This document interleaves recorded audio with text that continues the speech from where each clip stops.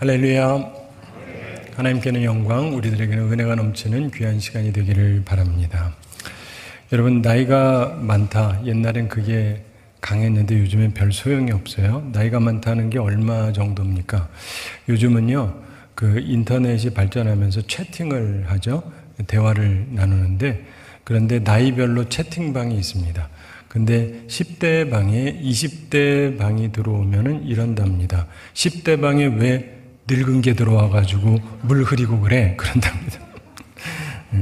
세상에는 많은 것도 상대적이에요. 20대면 여기 있는 분들에게는 어리지만 누구와 보기에는 이거 늙었다 이렇게 생각된답니다. 자, 오늘은 너는 말씀을 전파하라. 이 네 번째 시간으로 내가 어찌하여 나를 박해하느냐 이런 제목으로 말씀을 나누겠습니다. 우리는 오늘 본문 말씀을 통해서 매우 유명하고 인류 역사상 가장 극적인 예수님과의 만남과 회개 사건을 보게 됩니다. 성서학자 윌리엄 바클레이는 이 사건은 갑작스런 회개가 아니라 갑작스런 항복이다 이렇게 표현을 하고 있습니다. 일리가 있습니다. 오늘 이 극적인 이야기를 통해서 우리가 도전받고 변화되기를 바랍니다. 예수님께서 십자가에서 죽으시고 부활하신 후에 하늘로 올라가셨지 않습니까? 그리고 나서 주님의 제자들이 기도하면서 성령의 충만함을 받습니다. 그리고 능력의 말씀을 전하면서 많은 사람들이 예수님의 제자가 됩니다. 그랬더니 기존 세력이 위기를 느낍니다. 그리고 예수님의 제자를 박해하기 시작했습니다. 오늘은 그 박해자 중 하나였던 사울에 대한 이야기가 나옵니다. 우리는 여기에서 위협과 살기가 등등한 사울을 보게 됩니다. 본문 1절에서 말씀합니다. 사울이 주의 제자들에 대하여 여전히 위협과 살기가 등등하여 대제사장에게 가서 제 2절 함께 읽어보겠습니다.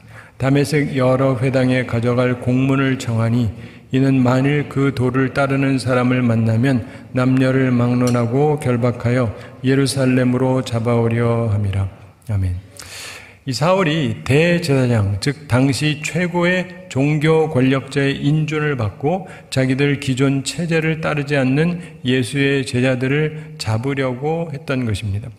우리는 그의 모습에서 언제나 어느 시대나 존재하는 위협과 살기가 등등한 기존 체제의 옹호자를 보게 됩니다. 여러분은 어떻습니까? 그가 예루살렘에서 다메섹으로 갑니다. 예루살렘은 남쪽에 있었어요. 그리고 다메섹은 북쪽에 있습니다. 약 100km 정도의 거리입니다. 자동차가 없던 시기이기 때문에 하루에 갈 거리가 아닙니다. 그러면서 그가 가는 길에 갈릴리를 통과해야 됐습니다. 그 갈릴리는 예수님께서 주로 사역하셨던 곳이죠. 따라서 그걸 지나면서 예수님 생각이 날 수밖에 없습니다. 사울과 동행하던 사람들은 사내들인 이 공회의 관원들이었습니다. 그런데 사울은 바리새인이었기 때문에 이들하고는 본래 상종하지를 않았습니다. 단지 예수를 믿는 제자들을 박해해서 잡는 일에만 협력하는 거예요. 본래 같은 편이 아닌데 요번에만 같이 가는 거예요. 따라서 그는 사실상 혼자 걸었을 것이다. 이렇게 성서학자들이 봅니다. 그들하고 상종하지 않기 때문에. 따라서 혼자 가니까 생각에 잠길 수밖에 없어요. 왜 사람들이 예수를 따를까? 그렇게 생각하면서 그가 걸어갔을 것입니다. 사실 많은 사람들이 이런 생각을 합니다. 왜 예수를 따를까? 왜 기존 체제를 따르지 않을까? 여러분, 우리는 개혁신앙을 갖고 있어요. 개혁신앙은 옛날 방식으로 사는 신앙생활이 아니에요. 계속 개혁을 해야 돼요. 새로워져야 돼요. 그게 우리의 정체성입니다. 과거에 매이면 안 돼요. 근데 여러분은 어떻습니까? 자, 그런데 엄청난 사건이 발생합니다. 예수님께서 사울에게 나타나셔서 말씀을 하십니다. 3절 함께 읽어보겠습니다. 사울이 길을 가다가 다메섹에 가까이 이르더니 호련히 하늘로부터 빛이 그를 둘러 비추는지라. 아멘. 사울이 다메섹에 가까이 왔다 이렇게 설명하고 있습니다. 그의 목표를 거의 이루게 된 셈입니다. 그런데 그를 멈추는 것이 있었습니다. 그의 앞길을 막는 게 있었는데 갑자기 하늘에서 강력한 빛이 사울을 비춥니다. 그런데 이때는 밤이 아니었어요. 대낮이었습니다. 사도행전 22장 6절에 보면 사울 자신이 이렇게 증언을 합니다. 가는 중 다메섹에 가까이 갔을 때 오정쯤 되어 호련히 하늘로부터 큰 빛이 나를 둘러 비치매. 이렇게 얘기합니다. 정오쯤이었다. 12시 태양이 가장 빛이 강하게 비치는 때입니다. 그런 때에 강력한 빛으로 느껴질 만한 빛은 세상에 하나도 없습니다. 그런데 가장 강력한 태양빛보다 더 크고 강한 빛이 그를 비추었다는 것입니다. 매우 충격적인 사건이었습니다. 밤이 아닌 낮에, 그것도 태양이 가장 강할 때 어떤 빛이 그보다 더 큰 빛이 될 수 있습니까? 그런데 그런 극적인 예수 그리스도의 출현이 그 앞에 나타나게 되었다고 말씀합니다. 그래서 그가 놀라서 땅에 엎드러집니다. 4절 함께 읽어보겠습니다. 땅에 엎드러져 들으매 소리가 있어 이르시되 사울아 사울아 내가 어찌하여 나를 박해하느냐 하시거늘. 아멘.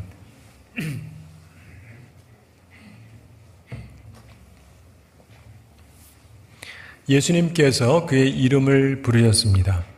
그를 아시는 거죠. 사울아 사울아. 여기서 여러분의 이름을 대입해 보시기 바랍니다. 그리고 주님께서 질문하십니다. 내가 어찌하여 나를 박해하느냐? 내가 어찌하여 나를 박해하느냐?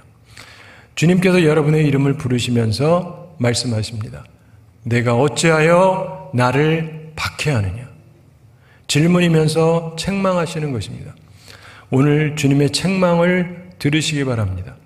참고로 이 말씀은 부활하신 예수 그리스도와 제자들이 밀접한 연관을 갖고 있다는 것을 강조하는 말씀입니다. 주님의 제자를 핍박하는 것이 곧 주님을 핍박하는 것이다. 이걸 기억하시기 바랍니다. 5절 함께 읽어보겠습니다. 대답하되 주여 누구시니까? 이르시되 나는 내가 박해하는 예수라. 아멘. 자신에게 말씀하는 분이 누구신지를 묻습니다. 왜냐하면 이 사람은 그 전에 예수 그리스도를 직접 못 봤을 거라고 대부분의 학자들이 생각을 합니다. 예수님이 3년 계시긴 했지만 그가 그곳에서 예수님과 부딪히지는 못했던 것이다. 이렇게 봅니다. 그러자 예수님께서 명확하게 말씀하십니다. 나는 내가 박해하는 예수라. 사울은 대제사장의 허락을 받고 일하고 있었습니다. 당대 최고의 종교지도자의 허락을 받고 일했습니다. 그런데 주님께 크게 책망을 당했습니다. 여러분은 누구의 허락과 인준을 받고 움직이십니까? 한번 생각해 보시기 바랍니다. 그런데 주님의 책망을 받으면서 그는 곧장 항복을 한 것으로 보입니다. 이것이 바로 이 사람의 위대함입니다. 사람은요, 누구나 잘못할 수 있습니다. 그런데 중요한 것은 책망을 받고 회개하는가, 돌이키는가, 이게 중요한 것입니다. 그는 더 이상 한마디도 반박을 하거나 덤비지 않았습니다. 예수님께서 다시금 말씀하십니다. 6절 함께 읽어보겠습니다. 너는 일어나 시내로 들어가라. 내가 행할 것을 내게 이를 자가 있느니라 하시니. 아멘. 그가 박해하고 괴롭히던 예수님이 그에게 명령하십니다. 표면적으로는 목적지는 동일하죠. 다메섹, 시내로 들어가라고 말씀합니다. 그리고 예수님께서 내가 행할 것을 내게 이를 자가 있느니라 이렇게 말씀합니다. 이제 주님이 명령하시는 거예요. 그러자 그가 듣습니다. 저항자에서 순종하는 사람으로 즉각 바뀝니다. 바로 여기에 혁명적인 순종의 모습이 있는 것입니다. 그래서 그가 크게 쓰임을 받은 것입니다. 사랑하는 성도 여러분, 우리도 사울처럼 돌이키는 자가 되어야 합니다. 그래야 주님께 쓰임 받습니다. 주님의 교회를 어렵게 하는 자가 되지 말고 주님을 돕고 협력하는 자로 돌이켜야 합니다. 그것이 우리 모두에게 필요한 것입니다. 참고로 그의 이름이 이곳에서 사울로 나오다가 나중에 바울로 나옵니다. 제가 어릴 때 이름을 바꾸었다라고 교회에서 배웠습니다. 그가 회개하고 이름을 겸손하게 바꾸었다 이렇게 배웠습니다.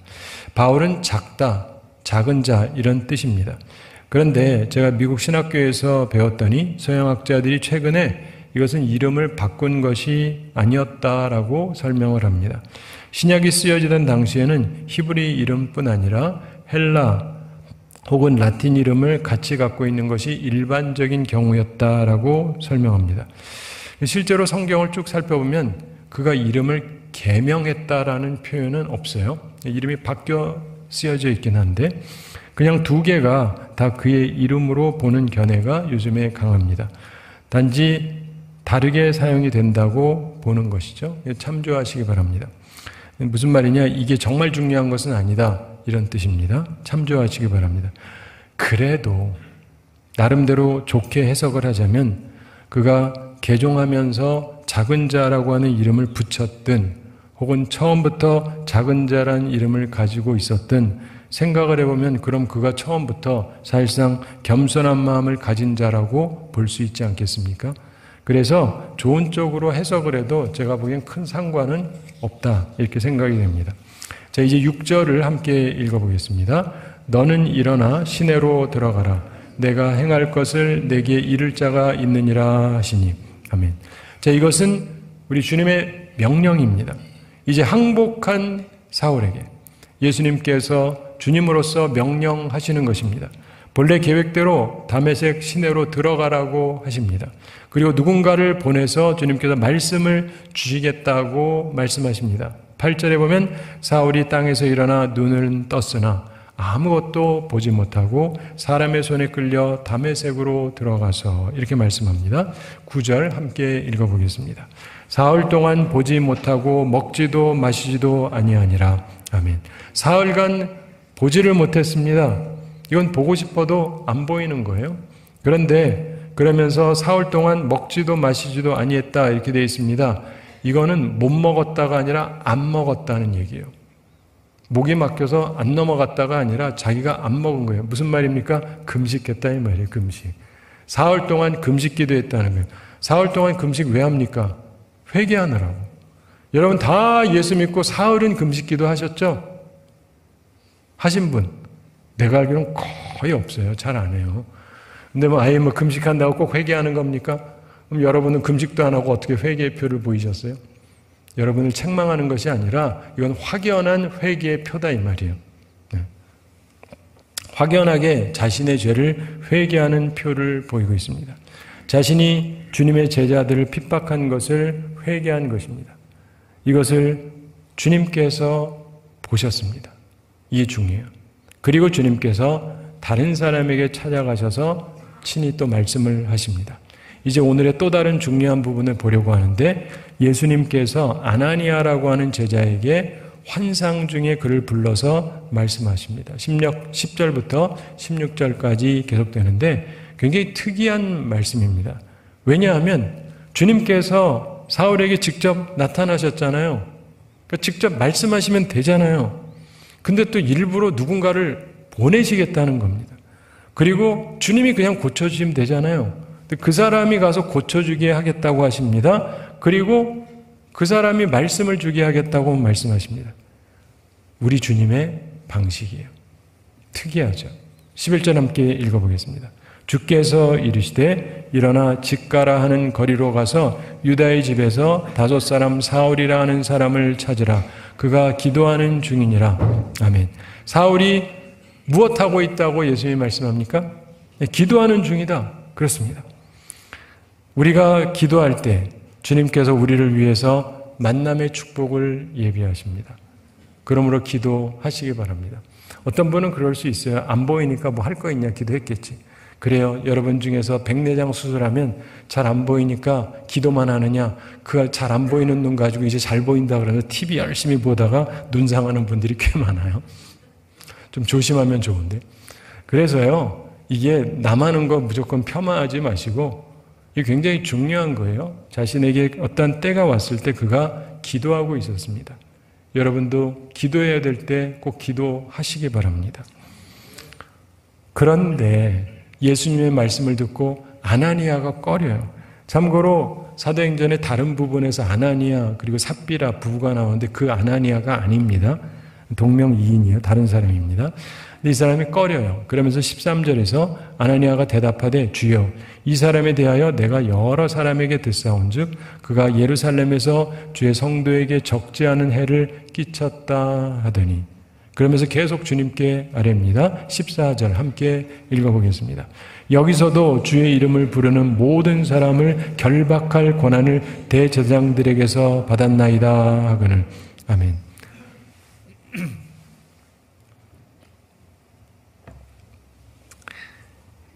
아나니아가요, 사울 만나기를 싫어했습니다. 꺼리는 거예요. 그때 주님께서 엄청난 말씀을 하십니다. 매우 중요한 말씀인데 15절 함께 읽어보겠습니다. 주께서 이르시되 가라, 이 사람은 내 이름을 이방인과 임금들과 이스라엘 자손들에게 전하기 위하여 택한 나의 그릇이라. 아멘. 사랑하는 성도 여러분, 이 악한 사울이 변했어요. 사울 금식하면서 완전히 변했습니다. 회개했습니다. 항복한 거예요. 그러자 주님께서 말씀하십니다. 이 사람은 나의 택한 그릇이다. 나의 택한 그릇이다. 이렇게 선언해 주십니다. 귀한 말씀입니다. 나 같은 죄인도 용서받을 수 있나요?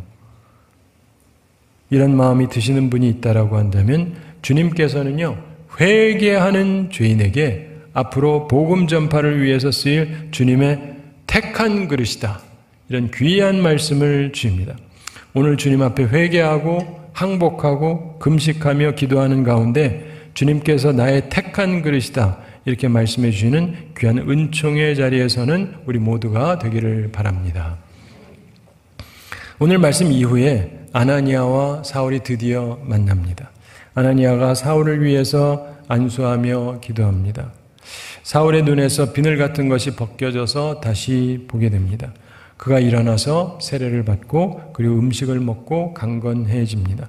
그러면서 즉시 각 회당에서 예수가 하나님의 아들이심을 전파했습니다. 별거 아니라고 생각하실지 몰라도 이거 굉장한 얘기예요. 하나님의 아들이 아니라고 자기가 그랬거든요. 근데 그렇다고 주장을 하는 거예요. 이 사람의 변화된 모습을 생각해 보면 인도의 썬다싱이라고 하는 사람이 있습니다. 그 사람의 회심하는 부분이랑 굉장히 비슷한 부분이 있어요. 인도의 썬다싱이라는 사람이 있었는데 그가 본래 예수님 안 믿는 사람입니다. 그런데 다른 종교를 믿고 있는데 기독교인들을 핍박하고 그랬는데 마음속에 평화가 없어요. 자기는 진짜 신을 만나고 싶은데 신한테 기도해도 나타나지도 않고 그래서 마음에 항상 평안이 없는 중에 내가 신이 없다면 난 안 살겠다. 그리고는 작정을 합니다. 뭐 신이 그 중에 뭐가 있겠죠? 뭐 부처든 뭐든 예수든 뭐든 하여간 뭐가 있을 터인데 진짜 신이 있다면 오늘 새벽에 나한테 나타나세요. 안 그럼 난 죽어버리겠다고. 자살할 작정을 합니다. 그런 사람 보셨어요? 뭐 달라고 떼쓰는 사람은 봐도 좀 만나겠다고 이렇게 떼쓰는 사람은 정말 없어요. 근데 이 사람이 그렇게 떼를 쓰는데 아무도 반응이 없어요. 근데 갑자기 밝아지는 거예요. 누가 나타났습니다. 누가 나타났을까요? 예수님이 나타난 거예요. 진짜 예수님이 나타난 거예요. 그래서 사도 바울에게 한 것처럼 주님께서 말씀하십니다. 그러면서 이 사람이 그날로 돌이켜서 전도자가 돼요. 자, 이 사도 바울이 예수님에 대해서 몰랐던 건 아니죠. 들은 바는 있는데 왜 사람들이 저 사람 편을 들까? 하나님의 아들 아닌데. 그러면서 핍박을 했던 것이죠. 그러면서 그가 가는 길에 속으로 생각을 했을 수가 있어요. 성경에는 없는 건데 제가 추정해 보건데 어떻게 이렇게 갑자기 뒤집어졌나? 아마 그랬을 것 같아요. 진짜 예수가 하나님의 아들이고 그리스도라고 한다면 나한테 한번 나타나 보시오. 강력하게 한번 나타나 보시오. 그럼 내가 인정을 할 테니까. 그랬을 것 같아요. 성경에는 없어요. 근데 진짜 갑자기 나타난 거예요. 아주 밝은 빛으로 대낮에 대낮보다 더 밝은 빛으로 자기를 비추면서 나타나는 거예요. 그래서 자기가 꼬꾸러진 것입니다. 항복한 거죠. 그래서 그 다음부터는 토를 달지를 않습니다. 확실하게 인정을 하기 때문에. 본문 뒤에 나오는 사도행전 9장 21절에 이렇게 말씀하는데 듣는 사람이 다 놀라 말하되 이 사람이 예루살렘에서 이 이름을 부르는 사람을 멸하려던 자가 아니냐. 여기 온 것도 그들을 결박하여 대제사장들에게 끌어가고자 함이 아니냐 하더라. 그가 완전히 바뀐 거예요. 그리고는 더욱더 힘을 내서 예수가 그리스도다. 이렇게 증언했습니다. 아니다! 아니다! 그는 아니다! 대제사장이 옳다! 그러다가 예수가 그리스도가 맞네? 하면서 증언을 하기 시작을 했던 거예요. 완전히 돌아선 것입니다. 참된 회개, 진정한 항복, 온전한 순종의 사람으로 변화되었습니다. 그러자 가장 나쁜 존재가 가장 강력한 복음을 전하는 자로 바뀐 것입니다. 그에 의해서 세계 선교 역사가 쓰여집니다. 이번 성지순례에서도 그것을 보게 되는데, 사랑하는 성도 여러분, 내가 변하면, 내가 회개하면, 내가 항복하면, 내가 순종하면 세상이 변하는 거예요. 그런데 이 일을 위해서 주님께서 아나니아라고 하는 제자를 또 사용하셨어요. 사랑하는 성도 여러분, 혹시 내가 아나니아일 수도 있는 거예요. 내가 화해의 만남, 평화의 만남을 하는 주님이 보내시는 대사일 수 있습니다. 내가 회개한 죄인을 품어주는 사람일 수 있습니다. 귀한 만남의 존재가 될 수 있습니다. 주께서 품기 원하시는 이 회개하는 죄인, 금식하며 회개하는 이 죄인을 찾아가서 복음을 전파하여서 주의 택한 그릇을 발견하고 품어주고 사역할 수 있게 하는 사람일 수 있습니다. 그 사명을 받으면 두려워하지 마시고 일어나셔야 돼요. 사울을 찾아가서 기도해 줘야 됩니다. 그러면 그가 변하면서 세상이 아름답게 바뀔 것입니다. 오래전에 미국에서 브라이언 그린이라고 하는 목사님이 계셨는데 부흥 집회를 했습니다. 마지막 시간에 청중에게 누구든지 이번 부흥 집회에서 특별히 감동받은 게 있으면 짧게 간증하라, 이런 얘기를 했습니다. 그때 한 흑인 소녀가 일어났습니다. 그리고 말을 썩 유창하게 못하지만 그래도 정확하게 표현을 했는데 이런 말을 했습니다. 이 집회를 통해서 저는 예수 그리스도를 발견했습니다. 그리고 주님이 나로 하여금 우리 아버지를 죽인 사람을 용서할 수 있게 해주셨습니다. 놀라운 일이죠. 용서할 수 있는 힘. 이게 기독교의 본질입니다. 오직 예수님께서만 주시는 능력이에요. 세상에서는 아무도 이 힘을 주지 못합니다. 원수였던 바울과 아나니아가 형제가 될 수 있는 것, 이게 바로 우리 주님의 힘이에요. 주님이 이걸 원하신다는 겁니다. 참고로 사도행전 22장 10절 초반에 사울, 즉 사도 바울이 이때 예수님께 이런 질문을 했다고 설명합니다. 예수님을 만났을 때 내가 이르되 주님 무엇을 하리까? 주님 무엇을 하리까? 굉장히 특이한 말입니다. 그리고 주님이 보낸 자의 말을 듣고 그대로 순종했던 것이죠. 그는 단순히 회개하고 개종한 것뿐만이 아니고 사명, 즉 부르심으로 이해하고 사명을 받았어요. 그리고 순종합니다. 여러분, 예수를 믿으면서 이제 주님 제가 무엇을 하리까? 라고 질문하신 분, 대부분 그런 사람 없어요. 뭐 달라고만 하지. 근데 주님 제가 무엇을 하리까? 제가 무엇을 할까요? 제가 할 일이 무엇입니까? 제 사명이 무엇입니까? 그는 그렇게 질문하고 지시하시는 대로 그대로 따라갑니다. 순종해요. 일단 시내로 들어가라고 하시니까 그대로 들어갑니다. 사람을 기다리라고 하시니까 3일 동안 금식하면서 기도 중에 기다렸습니다. 철저하게 순종한 것입니다. 또한 그가 이후에 수년 후에 예루살렘에 갔을 때 기도 중에 주님의 말씀을 듣는 장면이 나와요. 사도행전 22장에 나오는데 22장 17절에 후에 내가 예루살렘으로 돌아와서 성전에서 기도할 때 황홀한 중에, 그러면서 18절에서 봄에 주께서 내게 말씀하시되 속히 예루살렘에서 나가라. 그들은 내가 내게 대하여 증언하는 말을 듣지 아니하리라 하시거늘. 이런 말씀이 나옵니다. 사도 바울이 예루살렘에서 예수님이 그리스도라고 하는 것을 증언하려고 했습니다. 그러나 예수님께서 그 사람들이 너의 증언을 듣지 않을 것이다. 그러시면서 속히 예루살렘에서 나가라 이렇게 말씀하셨습니다. 그가 주님께 말하니까 주님께서 다시 말씀하십니다. 사도행전 22장 21절에서 나더러 또 이르시되 떠나가라. 내가 너를 멀리 이방인에게로 보내리라 하셨느니라. 주님의 지시가 그러했습니다. 그는 그 말씀에 순종해서 로마로 가게 됩니다. 그러면서 로마가 복음화되고 유럽이 복음화되고 세계가 복음화되기 시작했던 것입니다. 사랑하는 성도 여러분, 중요한 것은 내 사명을 발견하고 주님의 지시대로 따라가야 돼요.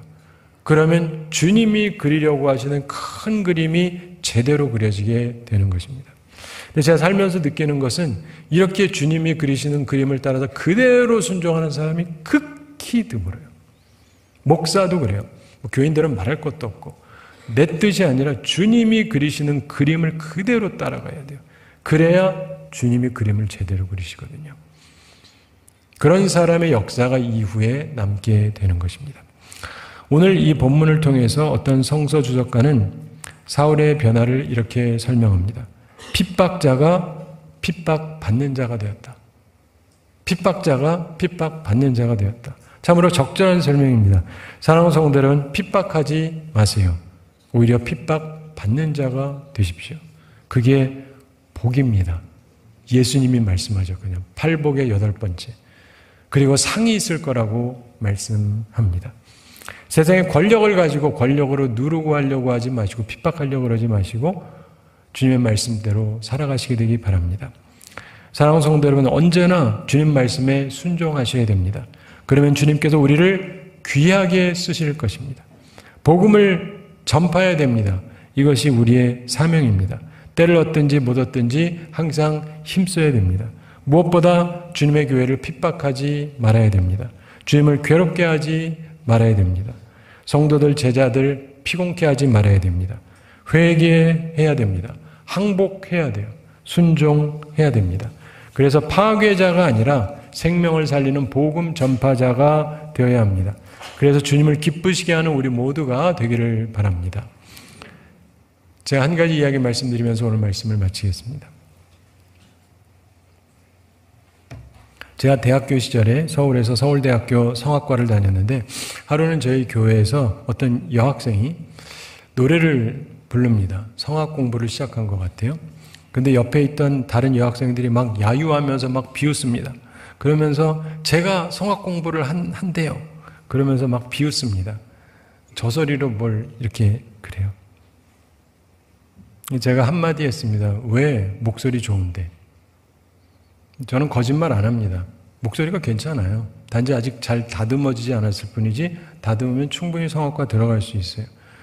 그러니까 갑자기 분위기가 반전이 되죠. 그리고 아주 울상이 되던 이 자매 표정이 밝아지고 나중에 보니까 어떻게 됐을까요? 성악과 들어갔습니다.